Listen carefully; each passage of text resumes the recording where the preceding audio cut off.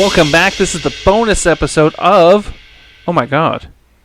I just realized something. What's that? We didn't say the name of the show last week. Oh my god, we didn't. You're fired. Falcon Arrow.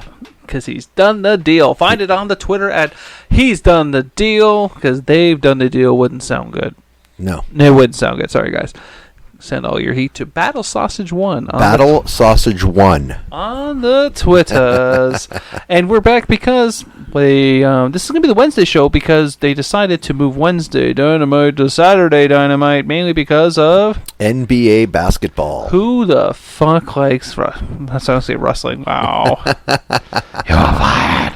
Now, yeah, who the fuck likes basketball? No one. I mean, no one. I don't even think basketball players like basketball. So I have something I'd like to talk to you about. What would you like to talk to me about, Dan? I would like to talk to you about the David Arquette movie. Ooh, that definitely does look good. The man getting redemption for being in a really shitty movie in 2000. I have not mentioned that to you whatsoever. You are going in on this completely raw. Oh, raw dong it. Oh. That's how you get her pregnant. Anyways, some people like to pay child support. I don't know. So I've recently listened to an interview with David Arquette talking about his experiences in pro wrestling and how it started, and from him being a fan to actually turning legit into it, where he actually name dropped some of the people in the indies that he was performing with that have now gotten a big break in EAW, being Jungle Boy and Peter Avalon. Peter Avalon, you say? Peter Avalon, yes. One of my top three. He's probably 3 now because the Evil Uno has taken over as one of my... He's number 2. He's right. Number 2. Right. Yes. Interesting. Yes. I think that the whole purpose of this movie, correct me if I'm wrong, is him trying to get redemption from the horrible movie that happened so long ago. Exactly. It's so horrible, it's good. Like, I mean, it's like watching No Holds Barred. It's a really bad movie. They lost money making the goddamn movie, but people watch it going, but Hulk Hogan was in it, so... Yeah. So David Arquette started a tour a couple years back, him doing indie wrestling to kind of get people to stop shitting on him for all the horrible wrestling stuff he did in WCW. Yeah, that was just horribly written for him. They were... Well, that was during the Vince Russo campaign, so I mean, no one really blames him. Yeah, but, from going from zero to, like a goofy movie star to a champion... I don't really hold him to fault on this at all. No, you can't hold him to fault whatsoever, but it was a kind of a dark spot on wrestling because was it really a dark spot? Because there's been a lot of darker spots. But this is definitely one of them, is it not? What would you say is a darker spot than that? Give me one. Anything in WWE programming since 2006? Anything whatsoever? I mean, I have taken literal shits that have been better than everything that's been on there as of late. So send your heat to Battle Sausage 1 on the Twitter. Battle Sausage 1 on the Twitter. Send it on to him. So, what do you think was the turning point that turned WWE into the shits? We don't typically talk about WWE. So, no, we don't. But we have to fill for the week, so that's not our fault. Would that be the emergence of Super Cena? Yes and no. I feel like Vince got very out of touch with his audience. Yeah, because he bought all the competition. No, has nothing to do with that. He got very out of touch with his audience because his formulas for so many years prior, always worked. You had your Hogans, you had your Warriors, even though he was an asshole, still worked out. At the end of the day, Warrior being the piece of shit he was, I don't care, send you heat to Battle Sausage 1. He was over. He was over. Everyone goes on about... It's funny, I was listening to a show, and they got with Bruce Pritchard, side by each. He went on about, he had no wrestling ability, but he had the charisma. Like, okay, hold on. anyone, and I mean anyone, who did a line of cocaine and put tassels on their arm can sit there and scream in front of a camera for 5 minutes going, and be over, apparently, according to the WWE, because I'm pretty sure the Warrior did cocaine. Well, Pretty positive. Because he had nothing else going. those are pre-testing days, though. Pre-testing dirt. Pre-testing. And then when he came back, it was clearly evident he was juicing because he was half his size. But I feel that the biggest... David Arquette came into the industry at the worst possible time. And it's not even his fault. It was just a person of consequence. He just happened to be there when it happened. And it's not... Because WCW recently just showed Eric Bischoff the door. Well, it wasn't WCW. It was Time Warner that showed him the door because he still wanted to keep the edgier content alive, I guess I would say. Yeah. And Time Warner was like, no, we're a family company. We don't want that. That's crazy. Why would we want something like that? Well, I mean... It was selling. It was selling. So the problem is that WWE took the formula that WCW was doing for so many years with the raunchy kind of angles and the heels constantly winning all the time and being bad was being cool, and they took the formula that WCW used successfully for 83 weeks and they went, we're going to do it our way. We're going to change it. And they took it and they built Generation X. They built Stone Cold Steve Austin. They built The Rock. They built so many different things over the years because of that. Kudos to them. See, I also do think the edgier content was... you have the people who were wrestling fans in the 80s, in the golden era, and now these people are a little bit more grown up. Mm-hmm. And they are watching the R-rated movies. They are watching more of the edgy content. So they grew up with professional wrestling, but now they have more of an adult taste. So the edgier content really kind of drew a lot of wrestling fans back in because it was something completely different. Correct. But was some of that because of ECW? ECW will be always a talking point all the time. Whenever you mention, you can't have WCW's resurgence and WWE's attitude without mentioning ECW. Yes. Because ECW pushed them to a limit. Like, for the longest time, Eric Bischoff would do everything humanly possible to shit all over WWE. I mean, not WWE, ECW. Because he just thought the product sucked. Would never let it go. He thought, this product sucks. I hate it. I don't know why people like it. Blah, blah, blah. But now they're friends, and now they get along. That's usually what happens when you're in the industry for so many years. But, yeah, you couldn't have any of that without ECW. So now this is the current dilemma that we're in right now. And the reason why we kind of went this way, because we're going to do a little bit, not Armchair Quarterback necessarily, but we're going to talk about AEW's creative in the sense of, do they need a general manager? Do they need a figurehead to the on-screen character? Mm-hmm. And Eric Bischoff, did you ever see that Raw? Which one? When he showed up when he showed up on Raw, how the crowd lost their shit when he was announced as the head Raw general manager. Yeah. How did you feel? What was your honest feeling? It's a pop because he's a noticeable face. He is oh my God, what's he going to bring? Because he's known for NWO. He's known for a bit of the edgier style content. Oh my God, is this going to happen again? Because WWE did go more family-ish with the John Cena sweatbands and, definitely no blood could be shown on. It went back to a more family-friendly style of programming. Right. But the point I'm trying to get across is that it worked so well. Mm-hmm. I literally remember people crying that Eric Bischoff was on WWE as a general manager. Mm. The guy that almost put the WWE out of business. He was so close. He literally could taste it. But then they started making poor decisions in WCW, i.e., putting Goldberg over with the title on Hogan on a Nitro. Yeah. That was the worst thing. And it haunts him to this day. He even admits it to himself. He goes, I should never have done it. It was a bad idea. But at the time, it made sense. You had no build. They literally announced it on Thunder, which was Thursday, before that Monday, like literally 4 days. And then, of course, the Georgia Dome sold out. But this is a pay-per-view match. You could have made so much more money. Yeah. If you built it even 2-3 weeks to a pay-per-view. But anyways, that's totally off key.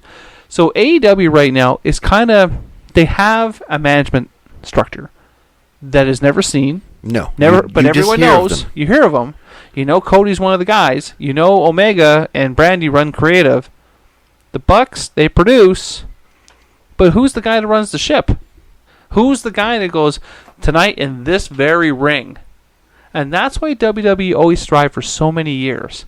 Because when Vince McMahon came out and told you the main event, you salivated. And it was a main event. And it was a main event. Yes. They don't do that. No. They build the story, and kudos to them, because sometimes that doesn't even happen nowadays. They build the story and go, it's going to be your main event. So I'm not saying Tony Khan needs to come out every week because he's the owner of the company or part owner or whatever it is. But you got to have some type of figurehead Yes. to take bumps and lay down the law. Mm-hmm. And that's why one of my favorite Raw general managers or sheriffs or commissioners was Stone Cold Steve Austin. I laughed my balls off every week when he was there because he was always doing something to not to screw the other guy. He did things fair, but he also had no problem screwing people. AEW does you'll see there's a dust up in the back between two people, and within 3 seconds, Tony Khan has announced this match for next week. Yeah, and that's all you get. But that's not. But you should. But he's not a face. You need to You need to have a figurehead. If he came up to me and kicked me in the shin, I would not know who he was. I'd be like, "Who the fuck are you, and why'd you kick me in the shin?" It's like telling Karen there's no manager to escalate. They exist, but you'll never see what they look like. Yes. they're like Bigfoot. Poor Karen. Poor Karen. Where's she gonna escalate? But that's the thing, though. WWE had a large variety. Can you remember any of them? My favorite, which is the one who everyone hated the absolute most, What? John Laurinaitis. Oh God, People power. No, And his scooter. one of the original. I remember Jack Tunney Yep. from Maple Leaf Wrestling, who took over the Toronto market, which ended up quitting because he didn't want to do anything more than Toronto. Gorilla Monsoon. He was also a commissioner. Sergeant Slaughter was also a commissioner. Mm-hmm. Shawn Michaels. Stone Cold Steve Austin. Well, they had Mick Foley do it Mick for a while. Foley They had did Paige do it for a while. They had I didn't understand. the Authority. Or what the time they had the laptop running it and it ended up being Hornswoggle. I liked the laptop. Of course, you'd like the fucking laptop. Well, that was the second most hated general manager was the laptop. Illuminati confirmed. Just the diddle-a-dint. Michael Cole go up to the mic. I have an announcement from the general manager. Well, here's the thing, though. Do you think... Now, here's the best part. Last week, it was almost 30 years since Eric was on TNT. Almost, I think it was 25 years since Eric's been on TNT last. Do you think Eric could be a general manager of AEW now? Yes. I do think he could because of the pop that he gets. Because of the love and hate that he gets as well. Your top superstars always have that love and that hate. One of their top guys right now is Cody. Cody is loved by the crowd. We kind of shit on him a little bit because we're getting, kind of sick of the whole Cody thing. But, yeah, Eric Bischoff is a fresh new face that you recognize and could shake things up, could create stories a little bit differently, could put it into a different direction instead of the same old that we're getting. It's still such a brand new federation, but do you feel that their creative is giving us the same old? That's a good one. Yeah, yes and no. I feel like the reason why I keep going back to having the figurehead, because you just don't know which way the ship is going sometimes. Yeah. You have no idea. All we know is that Jurassic Express and Best Friends keep getting matches. We don't know why. But Santana and Ortiz are kind of caught in the wind. I mean, I think Brandon Cutler and Peter Avalon's had more matches than Santana and Ortiz. I just want to point this out now. Well, they lose a match every week on Dark. Had more matches. That's true. had more of a paycheck. No, I don't think that's how that works. But the point is that I think if you had a guy, like, I'm not telling should you have Bischoff come in and sit in the creative room? I see it as the benefit as a voice, not as a person who runs it.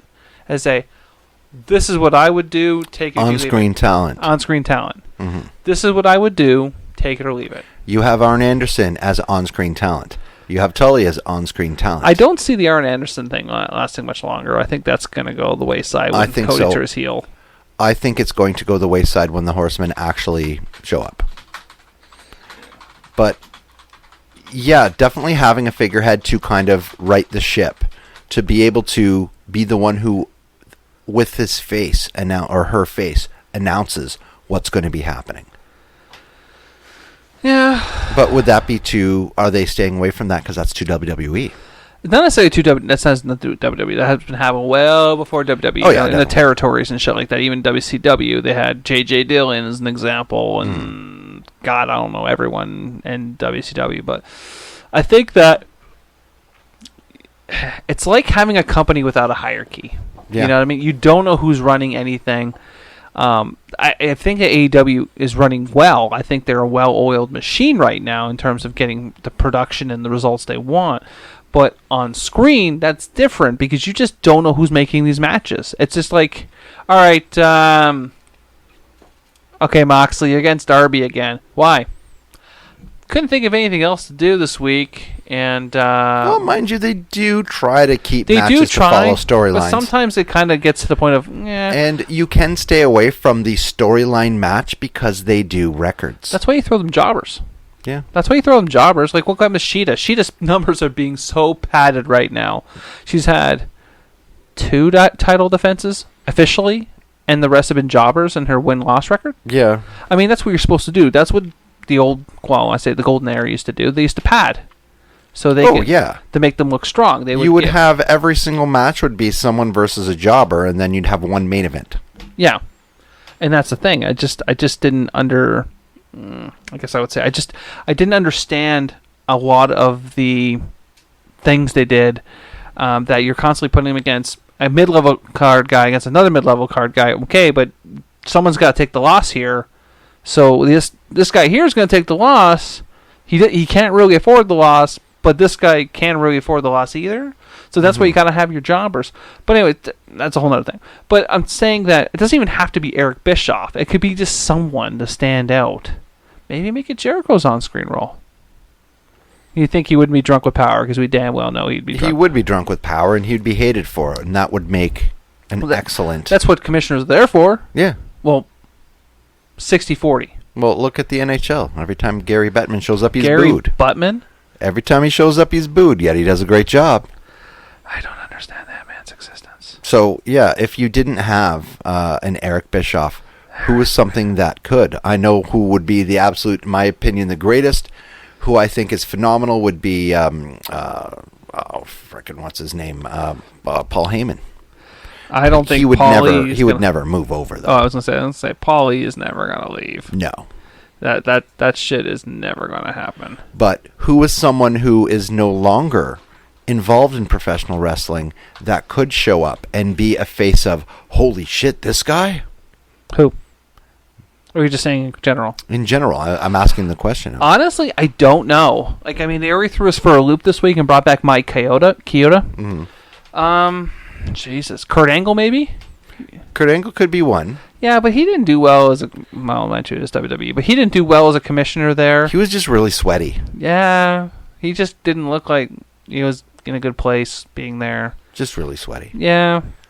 Shit. I don't know who's on the release roster right now. Sting? Sting's on a Legends contract right now. Yeah. You got to keep in mind, a lot of those guys are under Legend contract. I think Kurt Angle is too. Mm-hmm. So they can't compete anywhere. They actually have to leave completely 100%. Yeah. I mean, unless you're fired, then whatever. You're fired. I mean, you have... Well, you had maybe Tony? No, not Tony Schiavone. Not Tony Schiavone. Schiavone? No, not Tony Schiavone. He wouldn't be able to do it. Come on now. They're getting up in their 60s. So, I mean, who would be good for Eric Bischoff? Like, who could be a guy? Because you got to keep in mind, they always have a lackey, too. Yeah. You You have to have the lackey. You got to have a lackey that's got to take the bump. That's always got to take the bump. So I think... Like Joey Mercury. Joey Mercury. He takes a great bump. Or what's that kid? The guy that was in JBL's thing. Oh, Sean Morley did it. He was lackey too. Val Venus. Yes. Sean Morley. God damn. No, I'm really stuck on Bischoff. I'm really high on Bischoff right now. Well, that's always been his role. That's always been his role. Yes. Paulie, 15 years ago maybe. Not now. Not now? No, Paulie just doesn't. I don't think he'd... Paulie, I don't think he would care enough to do it. Oh, yeah. I think he's just there Maybe to be Taz. Taz would be fun. Yeah, Taz has already had enough of the... He's never been a commissioner or anything like that. No, he hasn't, but doing the whole manager thing and Cage is already commentating gone thing. again. Who knows what happened to Cage? Nothing could stop the path of Cage. An armbar can. It's true, though. Fucking, this guy's unstoppable, blah, blah, blah, blah. He did an armbar, and it was over. Oh, God. That was in deep. That was It was in deep. What about Jake Roberts? Jake Roberts is smart as all hell. Fucking talented. They ruined him last week. Yeah. They ruined him with the writing on his back. Yeah, I guess. I mean... You know, unless they did a split of I can't literally control scanning him. the wall right now. I can't control him anymore. Kind of. Met a lot of wrestlers in our time, and I'm scanning the wall. Yeah, that is. Might as well get fucking Teddy Long to show up at this point. Then we'll have God, no. 14-man tag matches. My absolute least favorite Teddy general Long? manager. No, yeah, Stephanie McMahon, hands down. No, Long's the worst. No. Yeah. No, come on. Yeah. No. My least favorite. No. Yeah. I don't know. Maybe someone from TNA. I don't know. I literally cannot think of anyone else that I would have. Yeah, I can't think of... Who would be good in... How about this? Who would be good right now in AEW's current roster, do you think would be able to do it? To be the doesn't matter who it general is. manager face? Yeah. Well, you said it earlier, Jericho. Not fake. Like, so let's try this. As a good guy, and the other one is a bad guy. Okay. So I would pick Jericho as a heel. I know someone who'd be really annoying, and it's not MJF. It's actually a female. Dr. Britt Baker. Yeah. The role model. Think about it now. She can't do anything. Her knees already... she's out of commission right now. Mm-hmm. But think about it, though. How much fun that would be for her character being I'm the role model and better than everyone else at it. That'd be perfect. It'd be absolutely perfect. Yeah. The arrogance, by the way, the arrogance would put it over. To go back to your question, worse than Teddy Long? Vicky Guerrero. See, I liked Vicky. Of course you did, 'cause you're a fucking tool. Excuse You're me. Excuse me, I gotta shit myself. She was Karen before Karen. I think she was the Karen. She was the original. Her name was Karen. The haircut. And she had to change her name. The haircut? Oh, God. Come on. Well, she did do a photo shoot 2 weeks ago. Yes, she did. On a beach. No, as a positive... As a face? As a face... It can't be anyone from the dear Elite. Lord. It can't be anyone from the Elite. No, but it could be Arn. Arn would be fun. He would be fair. He'd be tough, but he'd be fair. A stiff one would be Malenko. Dave Malenko. Mm. I mean, he'd be fair, and no one would fuck with him because he'd turn him into a human pretzel. Yeah. Malenko would be good. You couldn't have Dustin Rhodes. Fit Finley's actually working with it. He doesn't even have a contract right now. Fit Finley? Yeah. So, I mean, Finley, what's he doing? Nothing. Clubbing people with a shillelagh? Trying to find Hornswoggle. God. I know. We know what this week we really raised a couple good questions. That is for I sure. don't have an answer to. Like, I mean, this was supposed to be a bonus episode. And we're really botching. I think we're stuck on a stalemate like we were last week with the Horsemen. Yeah. And who would be the flair of the group? the fourth horseman. And we're like, I'm convinced now after seeing that promo, the flair of the group would have to be Spears. It'd have to be Spears. Yeah, it'd have to be Spears. Then this way you can pull your After hangman. that browbeating you took from Tully, absolutely. This way you can pull the Hangman Page in as your Wyndham. Yeah. Okay. If you change that, there you go. Mm-hmm. So you swap that role and put Spears as your main guy. But Spears needs a little bit more of an overhaul and everything, though. Yeah, he needs to have a run, a good run. He needs to have a good, strong run. He needs to have a dominant run. Make himself credible. Yes, he needs to fight for a title. But that's going to be it for this week. Pulled this one literally out of our ass. Out of bum. And that's it for us. Bum. Later.